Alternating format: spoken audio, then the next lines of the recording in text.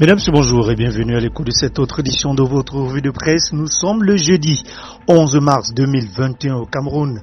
Parlement, la rentrée de mars, au moment où la nation est secouée par une préoccupante résurgence de la pandémie de Covid-19, le Sénat et l'Assemblée nationale démarrent ce jour la première session ordinaire de l'année législative.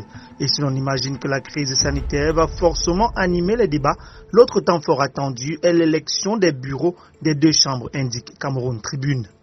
Guerre de succession, la famille Moncam sur le grill. Au dire de Le Messager, le fils du multimilliardaire camerounais décédé le 27 février dernier demande la désignation d'un administrateur séquestre pour les biens de son père en proie à des gestionnaires boulimiques. Mutation parle des premières dissonances. À vos masques, c'est le conseil que donne le jour, le point sur le relâchement des mesures barrières. Vaccin anti-Covid-19, le Cameroun choisit l'option volontaire. À quelques jours de l'arrivée des premières doses de vaccin contre la Covid-19 dans le pays, les autorités sanitaires affirment que la vaccination ne sera pas obligatoire, même si elle est fortement recommandée pour freiner la propagation de la pandémie. Le personnel de santé, les personnes âgées de plus de 50 ans et celles qui sont vulnérables seront les privilégiés de cette première livraison. Tout ce qu'il faut savoir sur le vaccin AstraZeneca, choisi par le conseil scientifique validé par le gouvernement, nous fait savoir EcoSanté.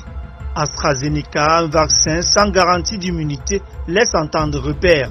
Les premières doses arrivent dans les tout prochains jours, mais ce vaccin est réputé moins efficace contre le variant sud-africain qui circule au Cameroun depuis janvier.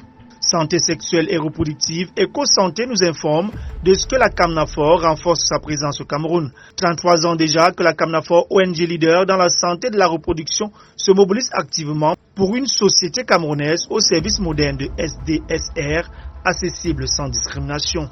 Affaire B-News, Canal+ défie le pouvoir de Yaoundé. D'après Le Messager, les multiples interpellations du ministère de la Communication à rétablir le signal de la télévision d'Ernest Obama restent sans issue. Suspension par catholique, écrit mutation. Depuis une semaine, la chaîne de télévision que dirige Ernest Obama est absente des bouquets Canal+ pour des raisons obscures.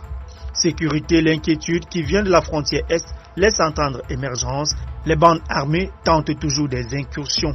Le quotidien de l'économie lui fait une évaluation et parle du déficit de la balance commerciale qui se creuse davantage en 2020.